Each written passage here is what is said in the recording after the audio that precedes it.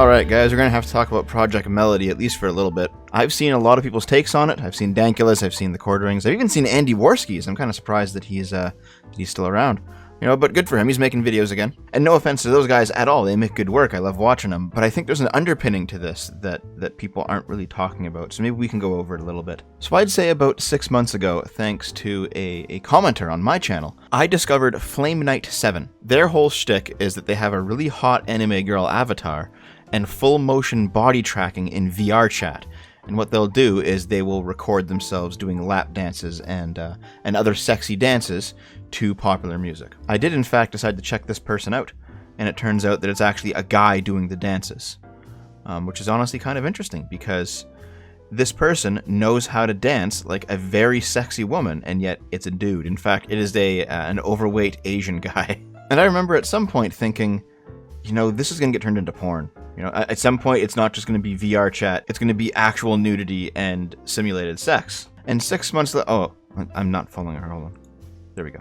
And 6 months later, we got Project Melody. I decided to look into the backlog of this person's Twitter account, and it really seems like since the start of the account, they've been role-playing as an AI, the same way that like Kazuna AI does. But also that they've been contacting the same people that make those anime avatars for VR chat, in order to custom order one for herself. And unlike Flame Knight 7, this actually is a woman behind the scenes. Either that, or it's a guy with a near-perfect voice synthesizer or something. So here's what actually happened.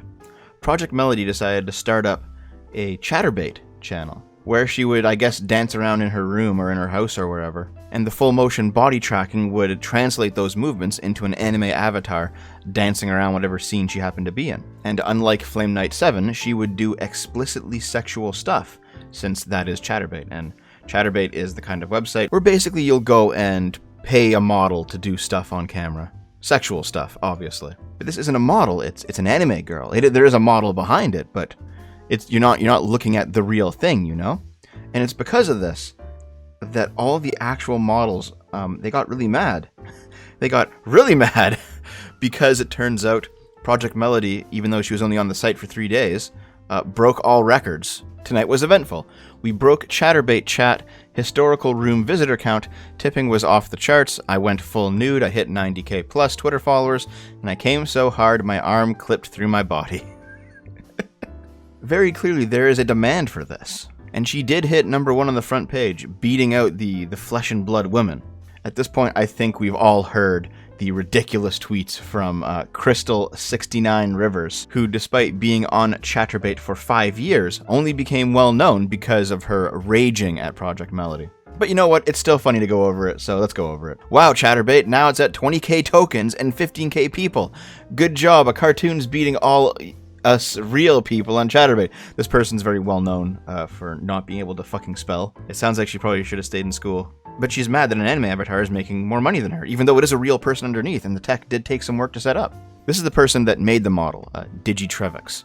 Not trying to get into drama, but you don't have much of a concept of how hard this is to do. She's made for an open market of people that enjoy anime and internet culture. She isn't targeting you or anyone. If you feel self-conscious, that's on you. And of course the reply is just losers. Now keep this in mind for later, because we're going to have to go over this mentality later in the video. It's important to remember this specific take. I'm going to throw in too. Humans have to take breaks and rest. A computer-generated cartoon can be on all day, every day, with a voice recording rambling on in the background to try and give it some life. We, us humans, are putting in real hard work, killing our bodies for you, for a living. Well, first of all, that does seem to be what any man who ever takes a laborious job, or a job with danger pay, or who works as a soldier, or even as like a trucker or a miner or something. Any job that destroys your body, that's the same logic, and nobody appreciates them anymore, so why should you be appreciated? Maybe that's the wrong way to go with this kind of thought, but still, there is a double standard here. But more importantly, she doesn't understand what's going on. This is not a generated cartoon, and it's not pre-recorded voice clips. The point is the interaction. People watch streams, both sexual and otherwise, for the interaction. It's kind of why streaming killed Let's Playing, because it's basically the same thing, but there's interaction with the stream. And of course, the proper reply is Lamau stay mad. Love Sense interactive toy? Get the fuck out. This is still a real person after all, just wearing a fuck ton of tech for the body tracking. But it shouldn't be on the site. And the 15k people watching and enjoying the show disagree. I'm sure a lot of those 15k will probably bleed off in the coming months as the meme dies down, and I think a lot of them are there basically for the laughs and not necessarily for the sexual content, because this is in fact happening right now. But nonetheless, there's still an argument to be made. You can't cripple something because it's popular and it's not you. It's almost like you have to have a competing product that can beat it in the marketplace. But still, look at this take. Shouldn't be on the site. For no real reason, like, it still matches the sexual description of the site, but just shouldn't be there. No. You know what this is? This is like Twitch thoughts taking over Twitch, but it's happening in reverse almost. I mean, it's not guys running into Chatterbait and taking over Chatterbait, but it certainly is like a new demographic moving into the site and starting to change it and tilt it in a different direction. That's what happened with Twitch, and everyone who complained was just called a crying man baby or something. And of course, we can also indulge in some schadenfreude here. I still have no hashtags, and you're letting a cartoon on the front page. I have given yakking 5 years of my life, and this is how models get repaid. You probably should have done something else with those 5 years. Maybe you should have gone back to school and learned how to spell. But more importantly, unless you're a digital model like, Project Melody, do you really expect to be able to be on Chatterbait as a full-time career for like the next 50 years of your life? It's not going to happen. Let's say that you work from the age of 20 to 65. All right, let's just throw that age range out there. You can work a lot of jobs from 20 to 65. Maybe not physical ones unless you really want to destroy yourself, but a lot of office jobs you can do for that period of time. A whole bunch of careers are open to you. Chatterbait isn't. What is the absolute upper limit of Chatterbait before you start getting into like fetish territory? Maybe 35 at the most, and that's if you're looking young. That's 15 years. What are you going to do with the rest of your life? Maybe you shouldn't be spending 5 years of your life on this, and you should be trying to get ahead by some other metric. And of course, this same person goes down the anime is pedophilia rabbit hole, which I'm probably going to have to do a larger video on at some point. I'm trying to work and I can't get hashtags and I have to go against this? What the fuck, Chatterbait? I didn't know you were trying to get children on your site. I will quit CB if this is going to be allowed. Why not help out your real models? I've been here for 5 years. You should quit CB. Just take the loss and go do something else. And I'm not saying this because of Project Melody, I'm saying this because of you. The reactions from both sides goes on and on and on, with models screeching bloody murder about how they can't compete against an anime girl, and fans of her lolling and posting memes. So, thus far, the story is basically hose mad. But I think there's more to it than that. This is something the Chatterbait cam girls are going to have to figure out. Though I peg their chances at actually doing so pretty low. After all, the mainstream media has had this exact same problem for at least a decade now. And as that industry crashes and burns, they're reacting in largely the same way. Screeching about being the real deal while their detractors are fake news, like how Project Melody is a fake woman. I want to start this conversation by saying, not all women. Obviously, there are many great women out there who don't think the way that I'm describing. I don't want to give the red pill community too much credence because I do not consistently agree with them on anything, but I think on this topic they might have it right. For a while now, there's been this undercurrent regarding the replacement of women. The feminists will never admit to this being the case. They'll react with anger and hostility and cries of sexism should you ever bring it up. But I think it's at the core of their behavior. Long before the feminist movement, whenever men as a class turned their attention away from women, the women generally revolted. We all know of the 17th century English coffee house, where men would go to drink coffee and discuss politics, and how women protested it. And how women protested these establishments because it, quote, provided in times of domestic crisis when a husband should have been attending to his duties at home. Basically, if there's ever been a way for men to escape the sphere of influence of women, women have protested it. Everything under the sun that has captivated male attention has, at some point, been scapegoated as a social ailment.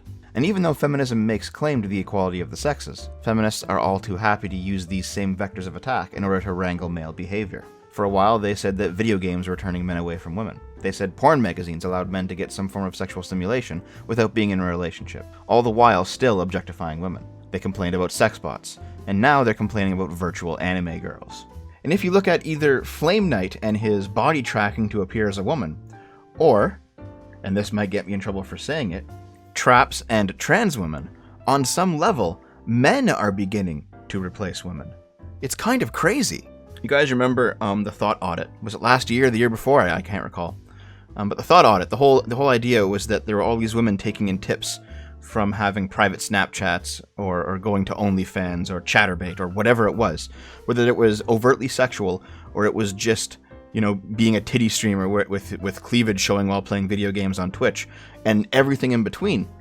These women were taking in tips and not paying taxes. In fact, I think Scrump and I did an old Dumping with Scrump on the topic, back when it was happening. But as soon as people started talking about the thought audit and getting these women to, pay taxes, follow the law, suddenly everyone who was involved in the thought audit, people who thought it was a good idea, they were slandered and vilified by the media as hateful, misogynist incels, of course. Rolling Stone's take on it was, sex workers say incel campaign to report them to the IRS won't work.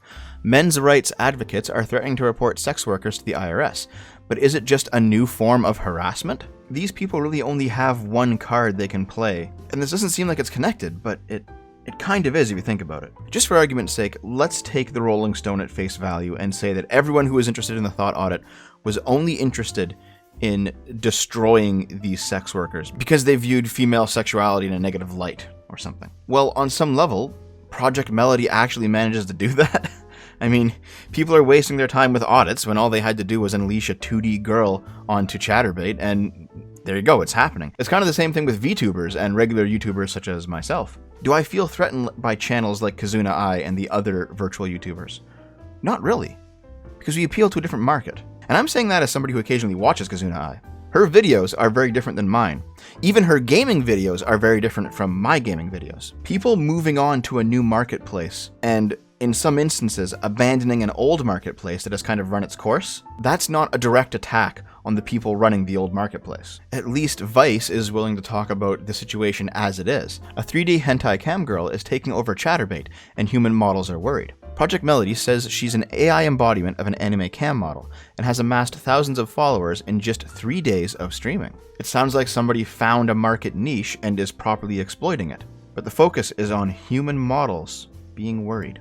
I know that the radical left has talked about replacement anxiety among white populations in Europe or North America. They say that it's like white fragility if people don't want thousands of non-white immigrants coming in and gradually over time supplanting the local culture. And on some level it probably is, because personally I don't care if non-white people come to Canada as long as they're coming here to adopt Canadian culture. But at the same time, some of that worry of replacement is real, especially if the incoming culture is 1, completely antithetical to ours, and 2, is completely refusing to integrate. But it's just white fragility or male fragility. Well, what would you call this? What would you call this situation? If women are paranoid that allowing any alternate outlet for male sexuality that isn't them will weaken their hold over men, is that not a form of female fragility? Historically and consistently, women have used access to sex in order to influence the decisions of men. And considering that prostitution is the oldest profession in the world, I think women have always known that they can get at least something out of men in exchange for having sex with them. But notice the consistent negative reaction that feminists have had to any kind of male sexuality that exists separate from women. It's not just Puritans who deride people for masturbating too much. The dude who jacks off too much, or he owns a own-a-hole or something, they're considered specifically creepy by feminists. A guy who watches porn is considered to be objectifying women. There are radical feminists out there who believe that gay men have sex with each other only because they find women to be uniquely disgusting, and that male homosexuality is simply a way for men to isolate themselves from women. A lot of feminists have no problem with reinforcing traditional gender norms as long as it involves the strict regulation of male sexuality. Because if there is power to be gained in the interplay between men and women, it's within their best interests to maintain that, even if it also means supporting the patriarchy, even though they claim to oppose it. So of course there would have to be a backlash against somebody like Project Melody. Consider the concept of sex bots. You have a guy with enough money, rather than trying to get dates with women or hiring prostitutes or doing any of those terrible things, he simply purchases a fake woman to have sex with. And because it's a robot and not a human, he can oppress her however he likes. She's not real. In many ways, this would actually lessen the amount of oppression that real women get. You think feminists would be happy about it, but instead, sex robots epitomize patriarchy and offer men a solution to the threat of female independence. Sex robots don't offer men companionship, they offer men complete dominance. There is no way you can read this headline and think that it makes any sort of sense. If women want to be fully independent of men, then fine. They can go off and be independent and live on their own, and no man will ever bother her again. and men will have sex bots. How could this possibly be a problem? Well, it's a problem not because of what it's doing to women, but because of what it offers men. See, they say they offer men complete dominance. What do you care? You're not being dominated. The issue has never been what's happening to women. The issue is what men are doing. The purpose is not the emancipation of women, but the control of male behavior in the end. Feminism has insisted over decades that women are human, that we don't exist for men, and that we don't even need men. Sounds fine then, right? Like, this is the solution. You don't need men, and men don't need you.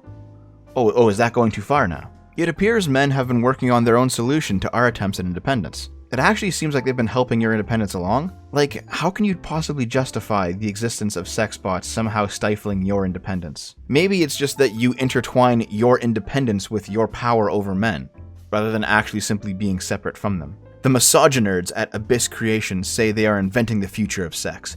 What they're actually succeeded in creating is the epitome of male domination.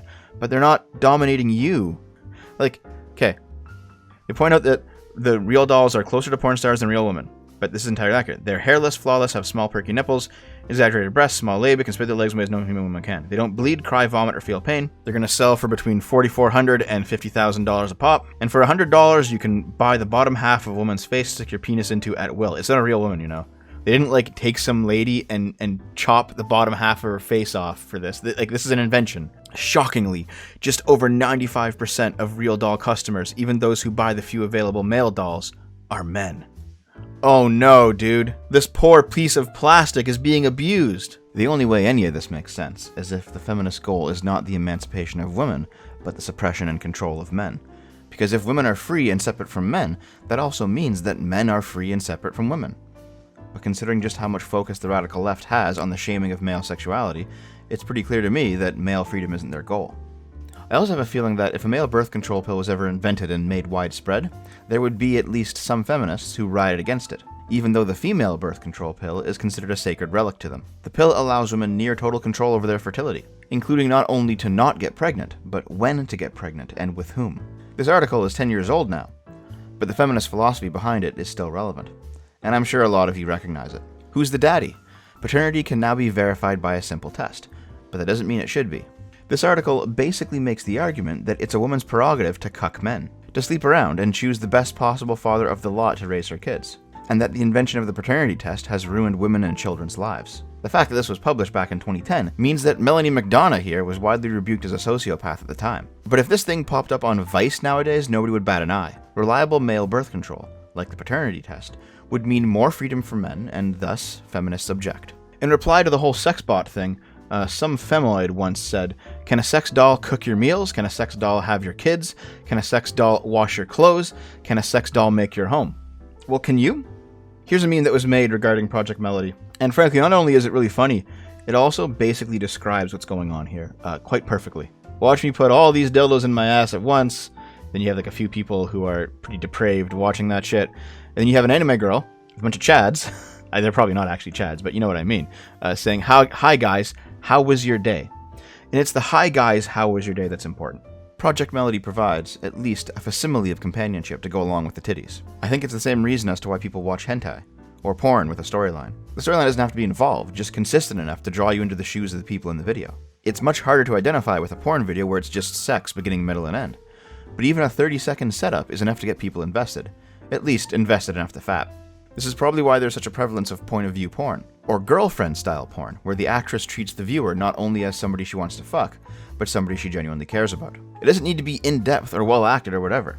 It can even be completely stupid, like the whole lemon-stealing whores thing. Yeah, that went viral on YouTube even, at least the non-sexual part of the video. Yes, because it was hilariously dumb, but also because even if you didn't know it was from a porn, you could easily recognize it just by watching it. Any video you watch is a portal to a specific time and place, and a porn video is really only good if its portal can mentally draw you through it. Ultimately, what I'm describing is an artificial human connection. Still human connection in that the viewer feels included in the moment.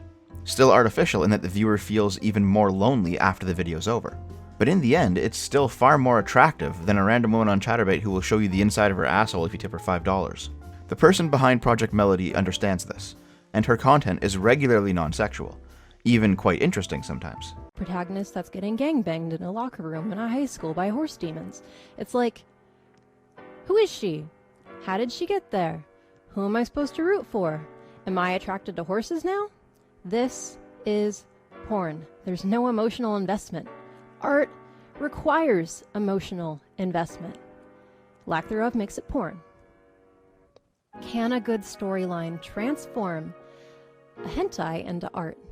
It absolutely can. I mean, I've fallen in love with a eroge with a horrible storyline, but it was the complex, emotional connections between the cat girls in my harem that really stuck with me and made it something good. There's an example I'd like to bring up.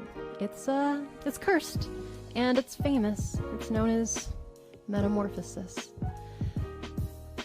If you're like me, you're a seasoned vet, you can handle that shit. What's the worst that could happen? It could be gross, it could be a little violent, it could be weird, but it's fine. And if you were like me, you got off a third of the way through. But there was something about it that made you sit around in your own puddle of shame because you wanted to know what's going to happen to this protagonist. This is an example of a hentai with a good storyline.